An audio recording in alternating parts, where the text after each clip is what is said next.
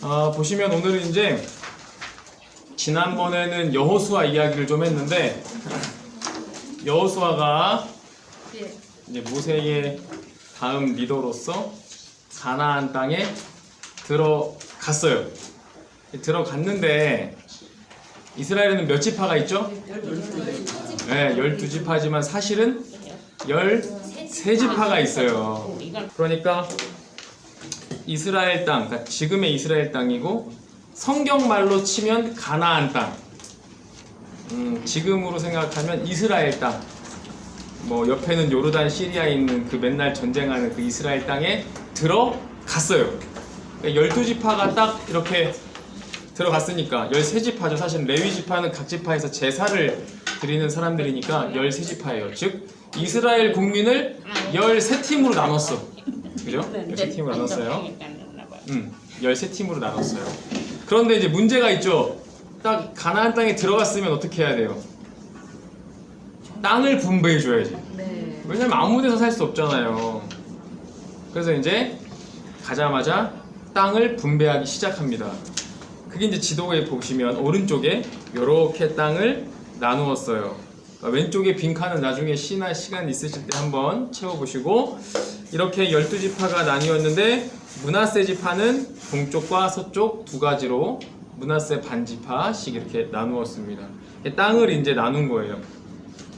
그런데 문제가 생기는 게 뭐냐면, 그 이스라엘 지파 사람들이, 이스라엘 각 지파 사람들이 이렇게 땅을 차지해서 성전도 짓고 그리고 하나님 말씀 잘 듣고 그렇게 살면 좋았을 텐데 그렇게 살지 못했어요. 왜냐하면 그럴 것 같아요. 리더가 이제 있지만 여호수아도 사실은 지파의 리더고 전체의 리더지만 이게 각 지파로 나뉘어지는 순간 여호수아의 그 지도력은 떨어질 수밖에 없죠. 그렇기 때문에 여호수아의 힘보다는 각 지파의 리더들이 더 힘이 세지고 리더들이 또 지도하는 사람들이 더 힘이 세지는 거죠. 그러니까 이게 무슨 일이 생기냐면 자기들 마음대로 사는 거예요.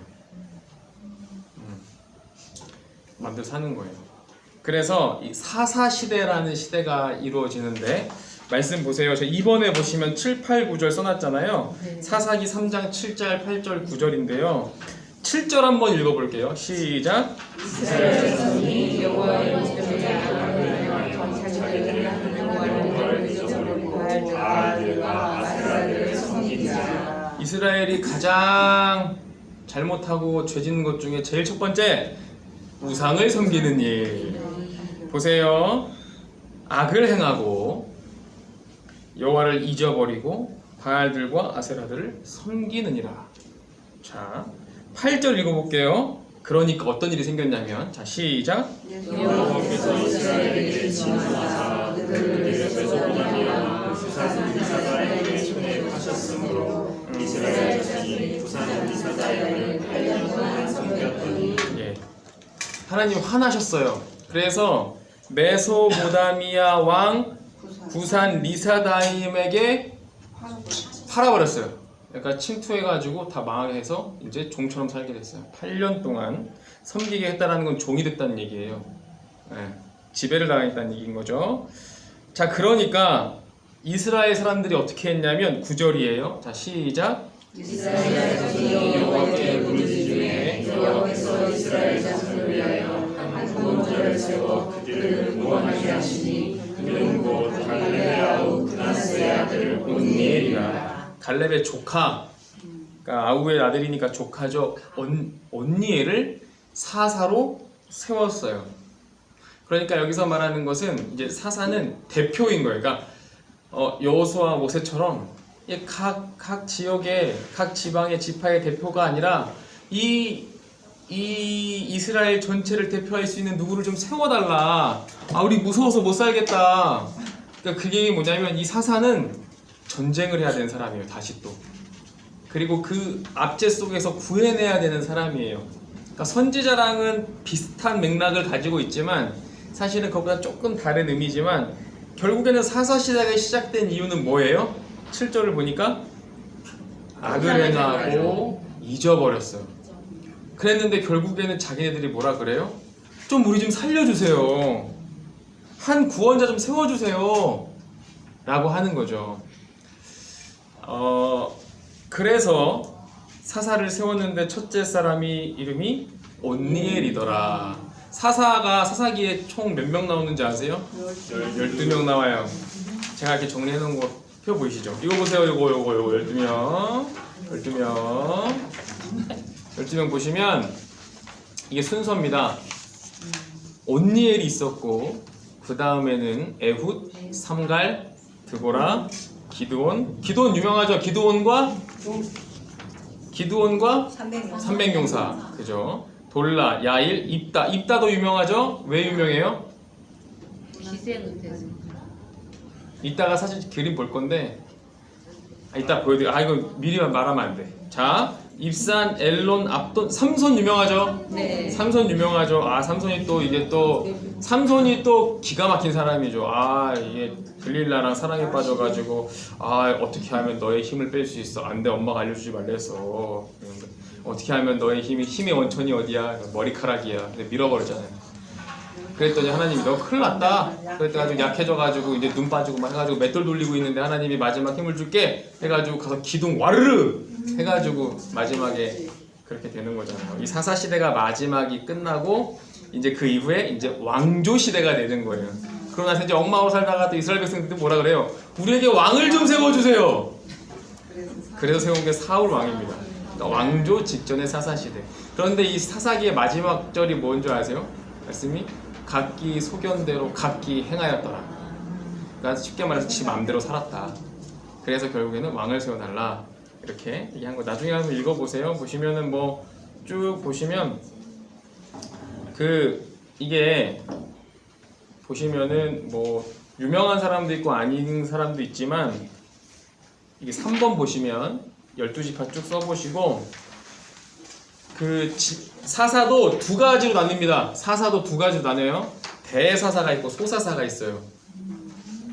유명하고 분량 많은 사람은 대사사, 아닌 사람은 소사사인데 온니엘, 예후, 드보라, 기드온, 입다, 삼손 이렇게 6명은 대사사예요. 들어보셨죠? 드보라 여성 우리 사사.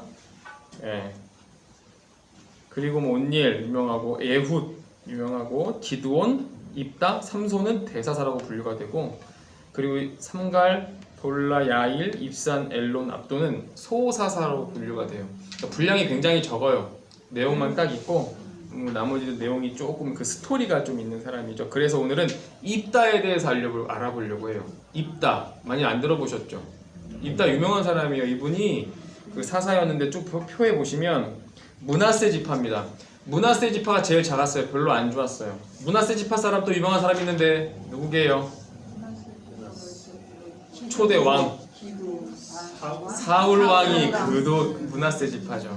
그래서 선지자가 와가지고 야 너 왕 될 거야 기름 부을 거야 했더니 사울이 뭐라 그래요? 나는 집안이 미천해요. 집안 므낫세밖에 안 되는데 메이커가 아니에요. 막 그랬단 말이에요. 그러니까 우리가 그렇게 중요한 지파 사람이 아니다. 정말 작다라고 했는데 왕이 되었죠. 입다도 므낫세 지파 사람이에요.